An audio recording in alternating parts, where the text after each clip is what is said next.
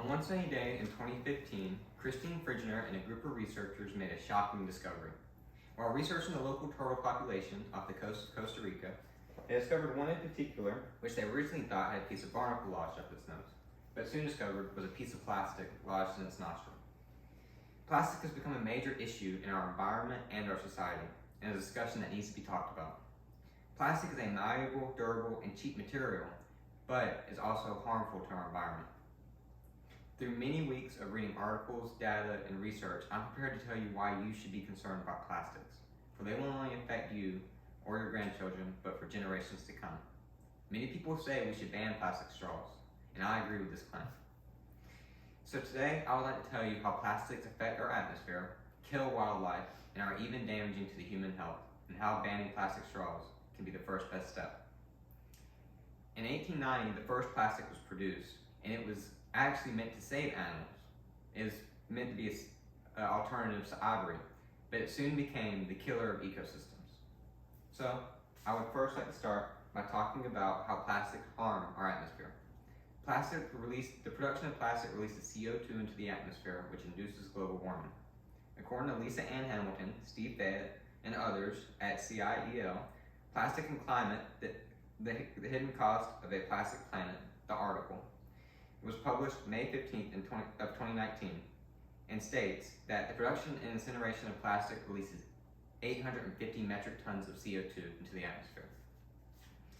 As you may know, CO2 is a greenhouse gas, which is responsible for trapping in heat released by the sun and inducing global warming, which causes ice caps to melt and many environmental changes. Many people claim that reducing the amount of plastics produced will only reduce the amount of CO2 produced, and not the methane, nitrous oxide, fluorinated gases, and other greenhouse gases in our atmosphere, with effects like this.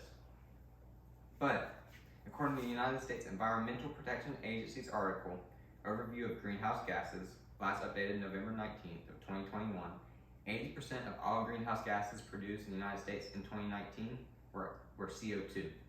So by reducing the amount of CO2 being produced, we're not canceling all greenhouse gases, but just the most prominent one.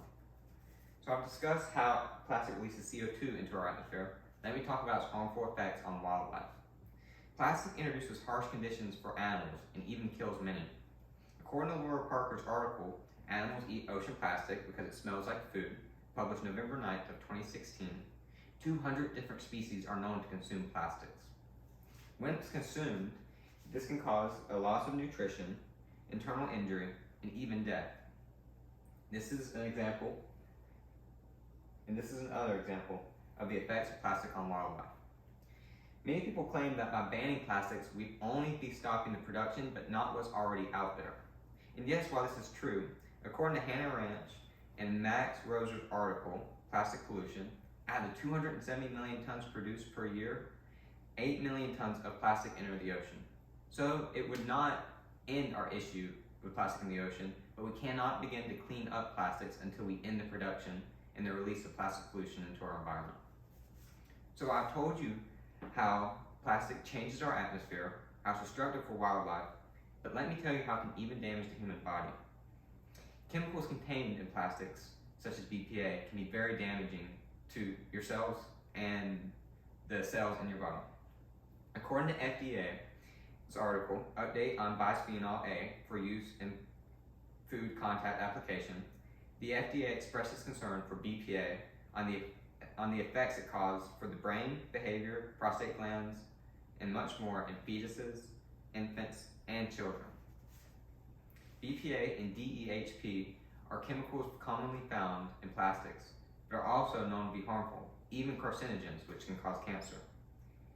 We ingest plastic particles, such as these, through food, water, and even breathing them in through the air, and then the chemicals get released in our body. Many people claim that there's a lack of research here, and that's why we shouldn't be concerned. But according to Laura Parker's article in a first Microplastics Found in Human Poop, October 22nd, 2018, she stated the findings of many physician scientists stating that at least 20 plastic particles were found in multiple samples of human feces. This means that we are ingesting plastics and the chemicals are getting released.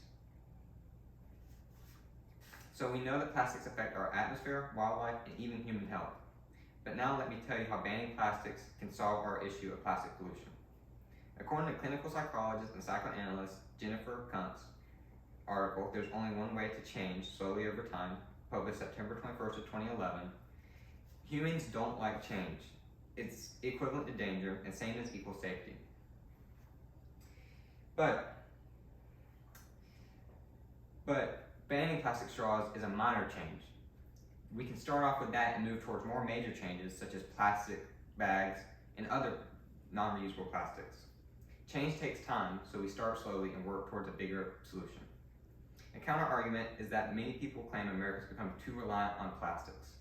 And yes, while this is true, according to Christine Byron's article, 19 Genius Inventions That Can Stop Us from Using So Much Plastic, published June 19, 2019, there are many alternatives which can be used instead of plastics, such as bamboo toothbrushes and stainless steel straws. Even compostable trash bags have been produced. So the change might not be easy, but it is definitely possible.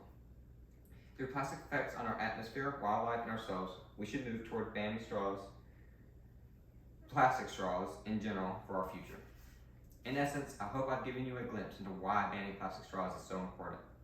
We should create a better future for our children and for generations to come, so they are not having to be concerned with the effects of plastic for their lives and the lives of many others. Plastic is destructive. It destroys our atmosphere, wildlife, and even risks our own health.